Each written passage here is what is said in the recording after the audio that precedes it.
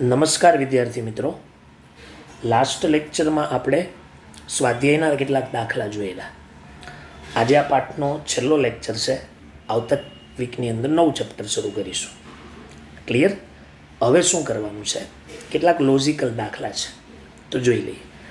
35મો કરાવીશ, 36, 37 તમારે જાતે કરવાના છે. બરાબર?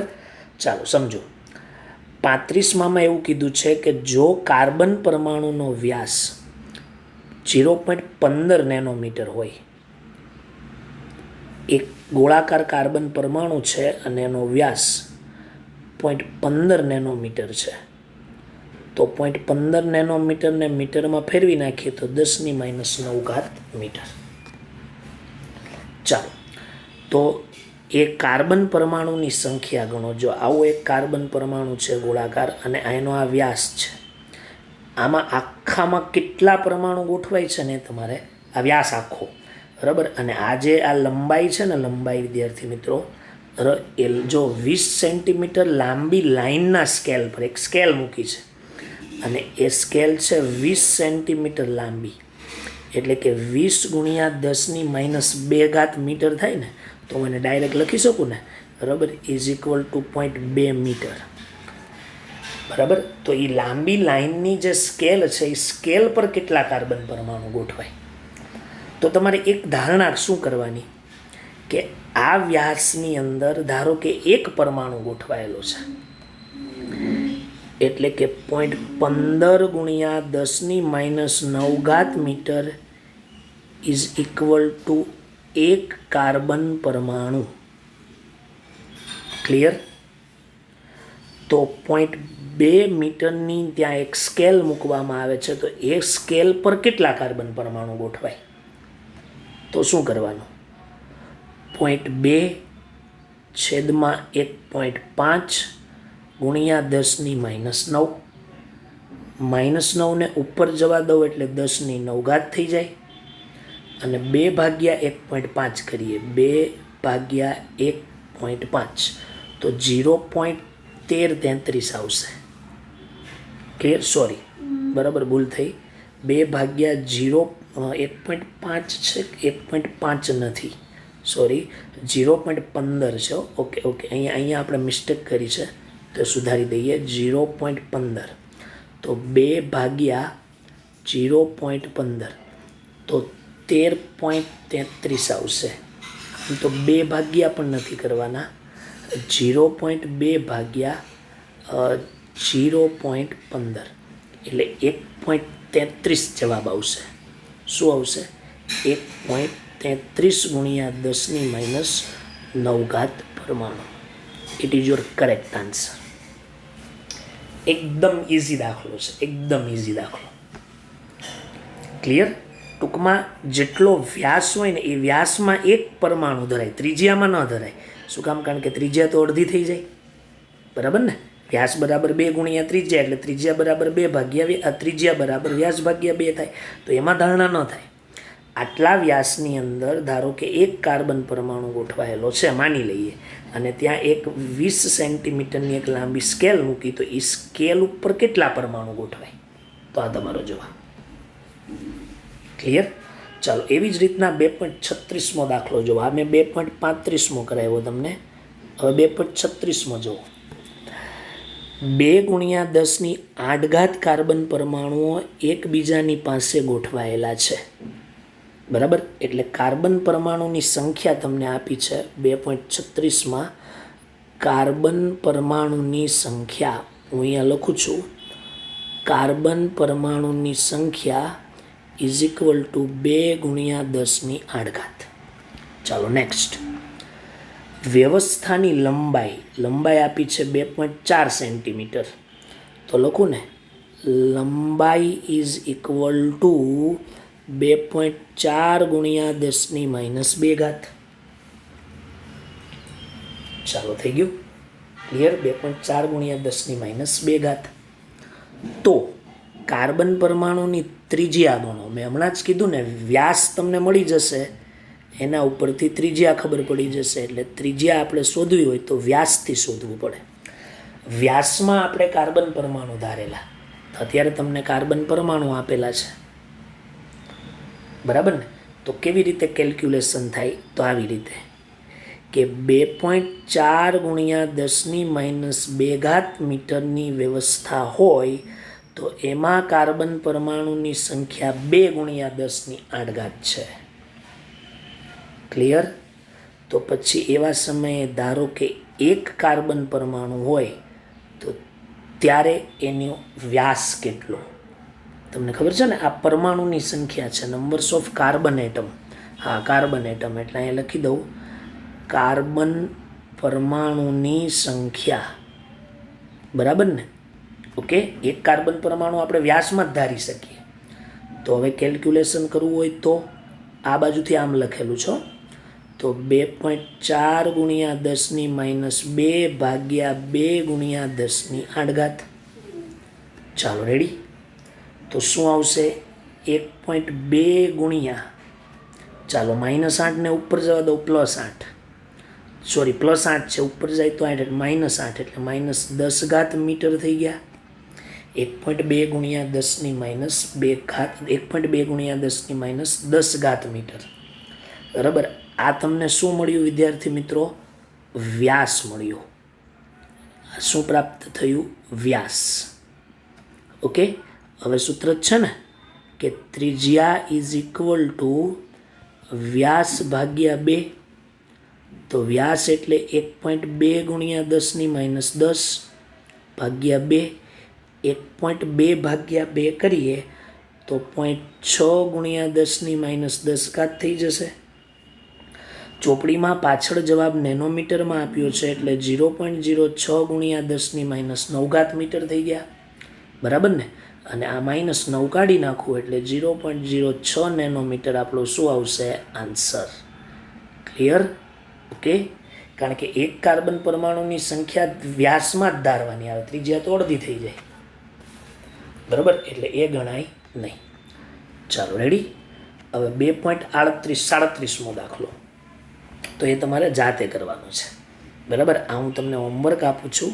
2.36 જેવો જ છે, વ્યાસ આપ્યો છે એંગસ્ટ્રોમમાં, તો એની ઉપરથી ત્રિજ્યા મળી જશે તમને, સીધું છે વ્યાસ ભાગ્યા 2. અને જો ઇલેક્ટ્રોન એકબીજાની લગોલગ લંબાઈ પ્રમાણે ગોઠવાયેલો હોય તો 1.6 સેન્ટીમીટર લંબાઈમાં હાજર પરમાણુની સંખ્યા કેટલી? તો આપણે ધારીએ કે 2.6 એંગસ્ટ્રોમ બરાબર એક કાર્બન પરમાણુ, તો 1.6 એ કેટલા? બરાબર, એંગસ્ટ્રોમ છે, આ સેન્ટીમીટર છે, બે રાશિ સરખી રાખવાની. ક્લિયર? તો આ 2.37મો દાખલો તમને શેમાં આપીએ છીએ? હોમવર્કમાં. કમ્પ્લીટ? ઓકે, ચાલો વિદ્યાર્થી મિત્રો, હવે પછી બીજા દાખલા. ચાલો, એમાં 41-42 એ થિયોરિટિકલ સવાલ છે, બરાબર? એટલે આ લખવાના નથી, સવાલ જ છે એક પ્રકારના. 38-39 જોઈ લઈએ. ચાલો, 2.38 શું છે સમજો. એક કણનો વિદ્યુત ભાર આપેલો છે. વિદ્યુત ભાર એટલે Q 2.5 ગુણ્યા 10⁻16 કુલમ. તો તેમાં હાજર ઇલેક્ટ્રોનની સંખ્યા શોધો. હાજર ઇલેક્ટ્રોનની સંખ્યાને આપણે n કીધેલું.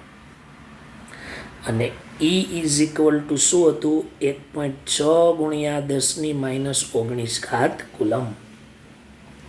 તો સૂત્ર છે ને, Q is equal to n into E. ચાલો, n ને સૂત્રનો કરતા બનાવો એટલે E નીચે આવે, તો Qના બરાબર 2.5 ગુણ્યા 10⁻16 અને E બરાબર 1.6 ગુણ્યા 10⁻19. ચાલો, -19 ને ઉપર લઈ લો એટલે +19 થઈ જાય, એટલે 3 બચે ને. -16 વત્તા +19 એટલે કેટલા થઈ જાય? 10⁻3. ક્લિયર? હવે 2.5 ભાગ્યા આપણે કેટલા કરવાના છે? 1.6. 2.5 ભાગ્યા 1.6 કરીશું, બરાબર? કેલ્ક્યુલેશન કરીએ આપણે. તો કેલ્ક્યુલેશન કરવી હોય તો 2.5 કરવા પડશે ને. શું કરવું પડશે? 2.5 અને એને ભાગ્યા કેટલા કરીશું? 1.6 એટલે 1.5625 આવશે. ક્લિયર? તો લખીએ 1.5625 ગુણ્યા 10⁻23 ઇલેક્ટ્રોન. આ આપણો શું છે? આન્સર. એકદમ નાના દાખલા છે. ક્લિયર? ઓકે, ચાલો 2.39 આના જેવો જ છે, સેમ ટુ સેમ. બરાબર, એ તમારે હોમવર્કમાં કરવાનો છે. શેમાં કરવાનો? હોમવર્કમાં. વિદ્યુત ભાર માઇનસ આપ્યો છે. મેં તમને એવું કીધેલું કે કોઈ પણ વિદ્યુત ભાર હોય પ્લસ માઇનસથી ઓળખાય. માઇનસ હોય તો ઋણ વિદ્યુત ભાર કહેવાય, ઇલેક્ટ્રોન પરનો હોય, અને પ્રોટોન હોય તો પ્લસ હોય. એટલે ચિહ્ન ધ્યાનમાં લેવાનું નથી. ઘણા વિદ્યાર્થીઓ પછી અહીંયા શું મૂકશે ખબર? ક્યુની બદલે -1.282 ગુણ્યા 10⁻18 મૂકે, તો પછી અહીંયા -1.6 મૂકવા પડે. એટલે વીજભાર ધ્યાનમાં લેવાનો નથી. તો આ હોમવર્ક. બરાબર, 2.40 2.41 એ થિયોરિટિકલ પ્રશ્ન છે. તમે જોશો એટલે તમને પ્રશ્ન આવડશે. ક્લિયર? ઓકે, ચાલો હવે એની પછી આપણે આગળ વધવાના છીએ. ચાલો વિદ્યાર્થી મિત્રો, એક સરખી રીતના 3 દાખલા, એક સરખી રીતના. બરાબર, એક સમજાવીશ, પછી બાકીના 3 કરાવીશ, પણ તમે બરાબર સમજજો. ચાલો, દળ ક્રમાંક 81 વાળું તત્વ, કોઈ એક તત્વ છે જેનો પરમાણુ દળ 81 છે. ચાલો, એ તત્વમાં પ્રોટોનની સરખામણીમાં 31.7% વધુ ન્યુટ્રોન છે. ઓકે, તો પ્રોટોનની સંખ્યા મને ખબર નથી, તો ધારો કે x છે. ન્યુટ્રોનની સંખ્યા શું કીધી છે? કે પ્રોટોનની સરખામણીમાં, એટલે પ્રોટોનની સંખ્યા x, એની સરખામણીમાં 31.7% વધુ ન્યુટ્રોન છે. એટલે 31.7 ગુણ્યા 100, ટકા, પર્સન્ટેજ ભાગ્યા 100 કરી દઉં. અને પ્રોટોનની સરખામણીમાં, એટલે સાઈડમાં x લખવું પડે. આ ઘણા બધા વિદ્યાર્થીને નહીં સમજાય. મેથેમેટિકલ ટૂલ્સ છે ઘણા. શું કરશે? Neutron is equal to 31.7/100 x લખશે. એણે એવું કીધું છે પ્રોટોનની સરખામણીમાં, પ્રોટોનની સરખામણીમાં પૂછ્યું છે ને તમને, એટલે પ્રોટોન x, એની સરખામણીમાં ન્યુટ્રોનની સંખ્યા, એટલે કે 31.7% વધુ ન્યુટ્રોન છે. બરાબર, એટલે આ રીતનું સ્ટેપ લખવું પડે. આમાં બધા બહુ વર્ષોથી વિદ્યાર્થીઓ કન્ફ્યુઝન ઉત્પન્ન કરે છે, એટલે આ બરાબર સમજી રાખજો. ઓકે, હવે આનું સોલ્યુશન આપી દઉં. તો numbers of neutron is equal to x વત્તા 0.317x થાય ને, પોઈન્ટ કાપી લીધા. બેનો સરવાળો કરું તો 1.317x થાય. આ ન્યુટ્રોનની સંખ્યા મળી મને. ચાલો, હવે પરમાણુ દળ છે જ. પરમાણુ દળનું સૂત્ર A is equal to proton plus neutron. Proton x છે, ન્યુટ્રોન પણ છે, દળ પણ છે. કિંમત મૂકી દો તો પરમાણુ દળ છે 81, પ્રોટોનની સંખ્યા x, ન્યુટ્રોનની સંખ્યા 1.317x. હવે આનું સોલ્યુશન કરીએ તો શું થશે? 81 ઇઝ ઇક્વલ ટુ, ચાલો સોલ્યુશન કરીએ એટલે 1 વત્તા 1.317 એટલે 2.317x થઈ જાય. બરાબર, તો x ઇઝ ઇક્વલ ટુ 81/2.317 થાય. બરાબર, હવે આનો આપણે ભાગાકાર કરી લઈએ. એટલે શું કરીશું આપણે ભાગાકારમાં? 81 ભાગ્યા 2.317 તો થઈ ગયા 34.95. તો 34.95 એટલે સમથિંગ આપણે રાઉન્ડ ફિગર લખવું હોય તો 35 લખી શકાય. તો x બરાબર 35. બરાબર ને? તો પ્રોટોનની સંખ્યા is equal to x is equal to 35. હવે આપણને તત્વની સંજ્ઞા લખવાનું પૂછ્યું છે. તો સંજ્ઞામાં પરમાણુ ક્રમાંક નીચે જ લખાય ને પરમાણુ ક્રમાંક એટલે પ્રોટોનની સંખ્યા એટલે 35 લખાય. 35 નંબરનું તત્વ બ્રોમિન છે. બ્રોમિન એ તમને આની પછીનું જે ચેપ્ટર ચાલશે ને ત્યારે તમને ખબર પડી જશે. ક્લિયર? અને પરમાણુ ક્રમાંક, પરમાણુ ભાર 81 છે. એટલે ઉપર શું લખીએ? 81. It is your answer. આ આપણો આન્સર છે. સમજ પડી દરેક વિદ્યાર્થીઓને? ક્યાં ધ્યાન રાખવાનું છે? માત્ર ને માત્ર આમાં. બરાબર, એટલે આ બાબત બરાબર મગજમાં ઉતારવી. ચાલો હવે 2.43 જુઓ દરેક વિદ્યાર્થીઓ. 43 શું કહે છે? એણે એવું કીધું છે કે દળ ક્રમાંક 37 ધરાવતો આયન 1 એકમ ઋણ વીજભાર છે. કહેવાનો મતલબ શું કે ઉપર 37 છે ને જે તત્વ છે ને એની ઉપર -1 છે. ક્લિયર? ચાલો અહીંયા આપણે સ્ટાર્ટિંગ કરી દઈએ 2.43. ચાલો દળ ક્રમાંક A ઇઝ ઇક્વલ ટુ કેટલા છે? 37 છે. અહીંયા લખું છું ઋણ વીજભાર ઇઝ ઇક્વલ ટુ -1. ઉપર -1 લખવાનું જ છે, ભૂલવાનું નથી. -1 વીજભાર મૂકવાનું છે. ચાલો હવે આગળ વાંચીએ શું છે. જો આયન ઇલેક્ટ્રોન કરતાં 11.1% વધારે ન્યુટ્રોન ધરાવે છે, એટલે ન્યુટ્રોનની સંખ્યા ઇલેક્ટ્રોનની સંખ્યા x ધારી લેવાની અને પછી આ સ્ટેપ મૂકી દેવાનું. ક્લિયર ને? તો હું અહીંયા લખું, ધારો કે ઇલેક્ટ્રોનની સંખ્યા is equal to x. Clear? Okay. પણ -1 વીજભાર છે એમાં ધ્યાન રાખજો. હા, અને એમાં ન્યુટ્રોનની સંખ્યા જે છે એ ઇલેક્ટ્રોનની સંખ્યા કરતાં 11.1% વધુ છે. આવું લખાય? ચાલો આનું સૂત્ર સોલ્વ કરીએ તો શું લખાય? x પ્લસ 0.111x થાય તો શું લખાય? 1.111x. Numbers of neutron 1.111x. Clear? Okay. ચાલો આ નંબર્સ ઓફ ન્યુટ્રોન. હવે શું કરીએ? ચાલો આપણું સૂત્ર A is equal to proton plus neutron. પણ પ્રોટોનની સંખ્યા તો આપણે ધારી જ નથી, તો શું કરવાનું? હવે સમજો, મેં એવું કીધેલું કે કોઈ તત્વ તટસ્થ હોય ને તો એમાં જેટલા પ્રોટોન હોય ને એટલા જ ઇલેક્ટ્રોન હોય. પણ આ તત્વ પાસે તટસ્થતા નથી, ઉપર -1 છે. તો એનો મતલબ એવો છે કે જેટલા ઇલેક્ટ્રોન હોય ને એની કરતાં એક વધારે ઇલેક્ટ્રોન છે. તો એક વધારે ઇલેક્ટ્રોન હોય તો એનો મતલબ એવો થઈ ગયો કે જેટલા ઇલેક્ટ્રોન છે ને એમાંથી તમે એક બાદ કરો ને એટલા પ્રોટોન મળે. તો પ્રોટોનની સંખ્યા ઇઝ ઇક્વલ ટુ x -1. આ x ઇલેક્ટ્રોનની સંખ્યા ઋણ વીજભાર 1 છે ત્યારે મેં ધારી છે. તો એનો મતલબ એવો કે x ઇલેક્ટ્રોનમાં એક ઇલેક્ટ્રોન વધુ હશે. તો પ્રોટોન માટે એક ઇલેક્ટ્રોન ઓછો કરવો પડે. ક્લિયર ને? ચાલો તો 37 is equal to x -1 plus 1.111x. ચાલો -1 ને આ બાજુ લઈ લઉં તો +1 એટલે 38 ઇઝ ઇક્વલ ટુ 1 પ્લસ 1.1 એટલે 2.111x થાય.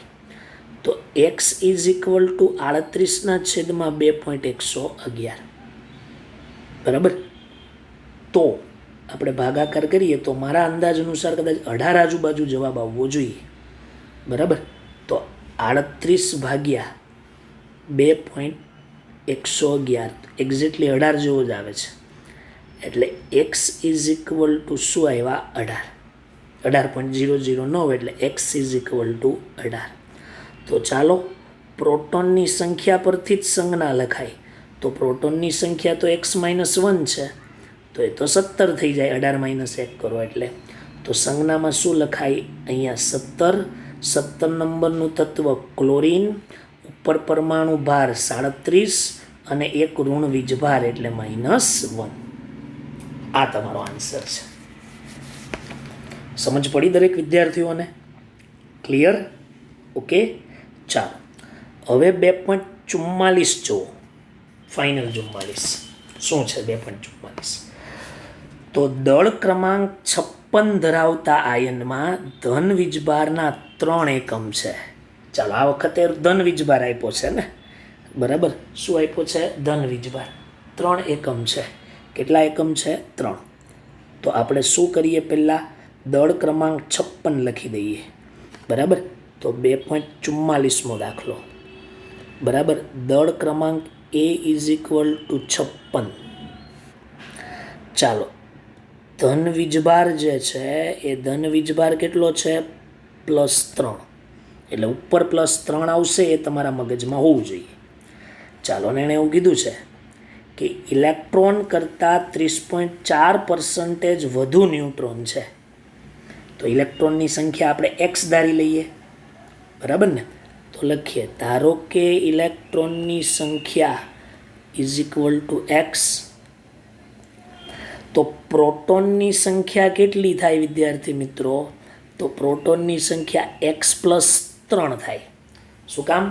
કારણ કે જેટલા ઇલેક્ટ્રોન છે ને, બરાબર, એ +3 એમાં એડ કરી દેવા પડે તો જ પ્રોટોન થાય ને, કારણ કે ઉપર ધન વીજભાર છે.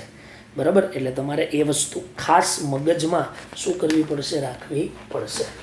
ક્લિયર? એટલે પ્રોટોનની સંખ્યા જે છે x પ્લસ કેટલી થાય, 3. કારણ કે એણે +3 વીજભાર, શું +3 છે એટલેનો મતલબ શું થયો કે જેટલા ઇલેક્ટ્રોન છે ને એમાંથી 3 ઓછા છે. આપણે ઇલેક્ટ્રોન x ધાર્યા તો એમાંથી 3 કેટલા હોય, ઓછા. તો એનો મતલબ એવો થઈ ગયો કે પ્રોટોનની સંખ્યા છે, બરાબર, એ આ ઇલેક્ટ્રોનની સંખ્યા કરતાં 3 કેવી હોય, વધારે. ઇલેક્ટ્રોન તો ગુમાવ્યા હોય, પ્રોટોન એની પાસે +3 વધારવા પડે. સમજી લેજો, બરાબર સમજજો. ચાલો, હવે ન્યુટ્રોનની સંખ્યા, બરાબર, એ ઇલેક્ટ્રોનની સંખ્યા કરતાં 30.4% વધુ છે. બરાબર, 30.4% વધુ છે. તો 30.4 ભાગ્યા 100x. ચાલો, neutron is equal to, sorry મારી ભૂલ થઈને લખવામાં, અહીંયા ભૂલ કરી મેં. અહીંયા પ્રોટોનની સંખ્યા એટલે x+3 આવશે. ના, સોરી, બાય મિસ્ટેક, જે હતું એ બરાબર જ હતું. બરાબર, ઓકે જ હતું, એમાં કોઈ ભૂલ નથી. ન્યુટ્રોનની સંખ્યા, તો ન્યુટ્રોનની સંખ્યા is equal to x plus 0.304x થાય ને. તો neutron is equal to 1.304x થઈ ગયા. હવે આપણું સૂત્ર A is equal to proton plus neutron. તો A ઇઝ ઇક્વલ ટુ 56. પ્રોટોનની સંખ્યા x+3, ન્યુટ્રોનની સંખ્યા 1.304x. ચાલો, +3 ને આ બાજુ 56માંથી 3 જાય તો 53. 1 વત્તા 1.304 એટલે 2.304x. એટલે x ઇઝ ઇક્વલ ટુ, બરાબર, 53/2.304. 53 ભાગ્યા 2.304 કરીએ તો 53/2.304. તો એપ્રોક્સિમેટલી 23 જવાબ આવે છે. તો x ઇઝ ઇક્વલ ટુ શું આવશે, 23. સંજ્ઞા તો પ્રોટોનની સંખ્યા પરથી જ લખાય. તો 23 + 3 એટલે 26. 26 નંબરનું તત્વ કયું હોય, Fe. પરમાણુ ભાર કેટલો, 56. ઉપર વીજભાર કયો, +3. ક્લિયર? ઓકે. તો દરેક વિદ્યાર્થીઓએ આ પાઠ ધ્યાનમાં રાખવાનો. આ પાઠ અહીંયા સંપૂર્ણ આપણે પૂરો કરીએ છીએ. હવે કોઈ દાખલા સ્વાધ્યાયમાં બાકી રહેતા નથી, અને એક દાખલો બાકી રહે છે, બરાબર, એ દાખલો આપણે કરવાનો નથી. બરાબર, અને સ્વાધ્યાયમાં પાછળ લાસ્ટ લેક્ચરમાં પણ કીધેલું કે 2.63, 64 ને 65 દાખલા છે, બરાબર, એ આની પછીના ચેપ્ટરમાં આવશે, અસરકારક કેન્દ્રીય વીજભાર શોધવાના. તો ત્યાં આપણે ચર્ચા કરીશું. એટલે કોઈ પણ વિદ્યાર્થીઓએ ફોન કરીને કે મેસેજ કરીને જાણ કરવાની નથી કે કોઈ ક્વેશ્ચન બાકી રહ્યો છે. બધા જ ક્વેશ્ચન કરાવી દીધા છે, જે બાકી રાખ્યા છે એ નથી કરવાના. ઓકે, તો આ સાથે અહીંયા પાઠ આપણે પૂર્ણ કરીએ છીએ. Thank you.